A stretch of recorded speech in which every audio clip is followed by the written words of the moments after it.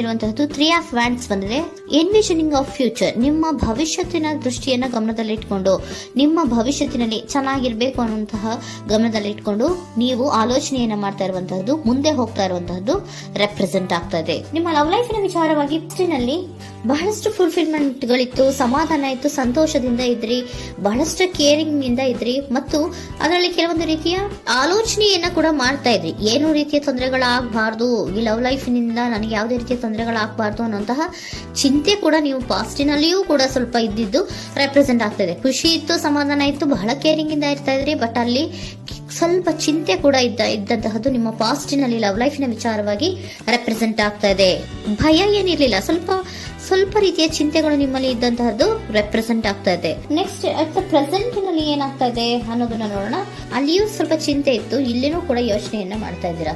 ಎಲ್ಲವೂ ಚೆನ್ನಾಗಿದೆ, ಸಮಾಧಾನವಾಗಿದೆ, ಎಲ್ಲವೂ ಚೆನ್ನಾಗಿ ಆಗ್ತಾ ಇತ್ತು, ಆದ್ರೆ ಲಾಸ್ಟ್ ಅಲ್ಲಿ ಯಾಕೆ ಹಿಂಗ್ ಆಗ್ತಾ ಇದೆ ಅಂತ ಅಟ್ ಪ್ರೆಸೆಂಟ್ ನಲ್ಲಿ ನಿಮ್ಮ ಲವ್ ಲೈಫಿನ ವಿಚಾರವಾಗಿ ಯೋಚನೆಯನ್ನ ಮಾಡ್ತಾ ಇರುವಂತದ್ದು ರೆಪ್ರೆಸೆಂಟ್ ಆಗ್ತದೆ. ಇದು ಈ ಕಾರ್ಡಿಗೆ ನಾನು ಕ್ಲಾರಿಫಿಕೇಶನ್ ಕಾರ್ಡ್ ಅನ್ನು ತಗೊಂಡಾಗ 7 ಆಫ್ ವ್ಯಾಂಡ್ಸ್ ಬಂದಿದೆ. ಡಿಫೆನ್ಸಿವ್ನೆಸ್ ಅನ್ನ ರೆಪ್ರೆಸೆಂಟ್ ಮಾಡ್ತಾ ಇದೆ. ಲವ್ ಲೈಫ್ ನ ವಿಚಾರವಾಗಿ, ನಿಮ್ಮ ಲವ್ ಲೈಫ್ ನ ವಿಚಾರವಾಗಿ ತಮ್ಮ ಹಿತಾಸಕ್ತಿಗಳ ಕಡೆಗೆ, ತಮ್ಮ ಭವಿಷ್ಯತ್ತಿನ ಕಡೆಗೆ ಹೆಚ್ಚು ಗಮನವನ್ನ ಕೊಡ್ತಾ ಇರುವಂತಹದ್ದೇ ರೆಪ್ರೆಸೆಂಟ್ ಆಗ್ತಾ ಇರೋದಂತೂ. ಸಾಂಪ್ರದಾಯಿಕವಾದಂತಹ ಆಲೋಚನೆಗಳನ್ನ ಮಾಡುವಂತಹದ್ದು ರೆಪ್ರೆಸೆಂಟ್ ಆಗ್ತಾ ಇದೆ. ಮದುವೆಗಳ ವಿಚಾರದಲ್ಲಿ ಸ್ವಲ್ಪ ಟ್ರೆಡಿಷನಲ್ ಆಗಿ ಥಿಂಕ್ ಮಾಡ್ತಾ ಇರುವಂತಹದ್ದು, ತಮ್ಮದೇ ಆದಂತಹ ಪ್ಯಾಷನೇಟ್ ಏನಿದೆ ಅದರ ಕಡೆಗೆ ಹೆಚ್ಚು ಗಮನವನ್ನ ಕೊಡ್ತಾ ಇರುವಂತಹದ್ದು ರೆಪ್ರೆಸೆಂಟ್ ಆಗ್ತಾ ಇದೆ.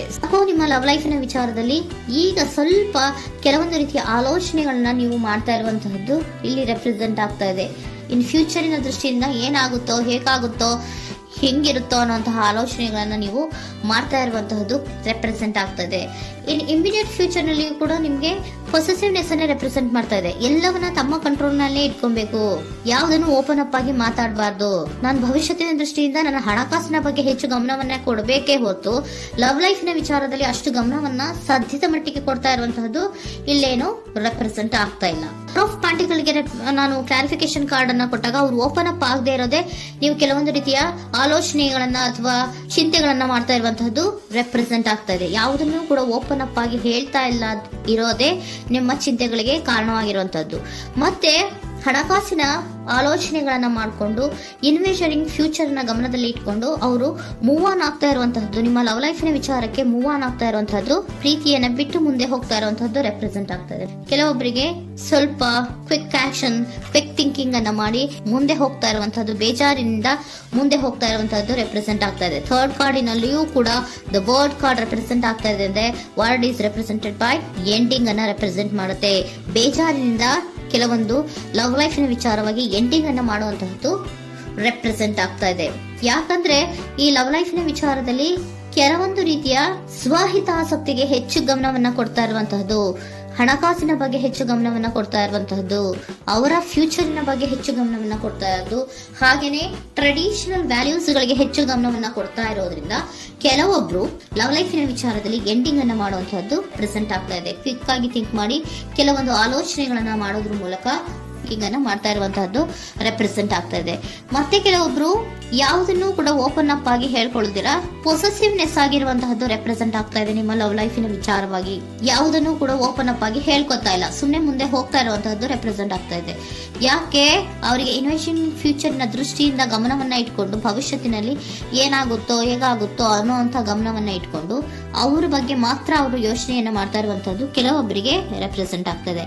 ಮತ್ತೆ ಕೆಲವೊಬ್ರು ಬಹಳ ಡಿಫೆನ್ಸಿವ್ ಆಗಿರುವಂತಹದ್ದು, ತಮಗೇನು ತೊಂದರೆ ಆಗಬಾರ್ದು ಲವ್ ಲೈಫಿನಿಂದ ಅನ್ನುವಂತಹ ಗಮನವನ್ನ ಇಟ್ಕೊಂಡು ಬಹಳ ಟ್ರೆಡಿಷನಲ್ ಆಗಿ ಈಗ ಯೋಚನೆಯನ್ನ ಮಾಡ್ತಾ ಇರುವಂತಹದ್ದು ಅಟ್ ಪ್ರೆಸೆಂಟಿನಲ್ಲಿ ರೆಪ್ರೆಸೆಂಟ್ ಆಗ್ತದೆ.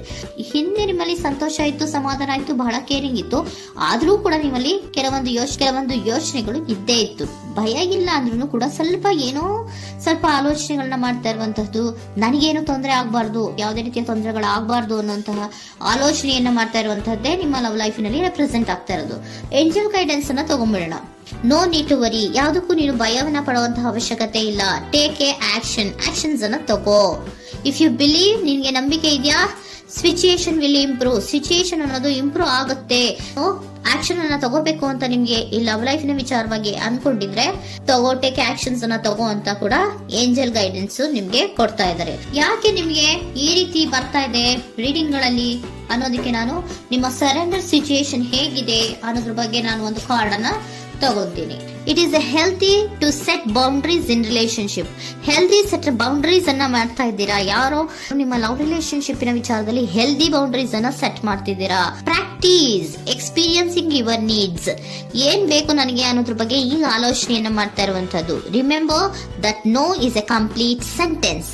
ನೋ ಅನ್ನೋದೇ ಒಂದು ಕರೆಕ್ಟ್ ಆಗಿರುವಂತಹ ಸೆಂಟೆನ್ಸ್ ಅಂತ ಅವರು ಹೇಳ್ತಾ ಇದ್ದಾರೆ.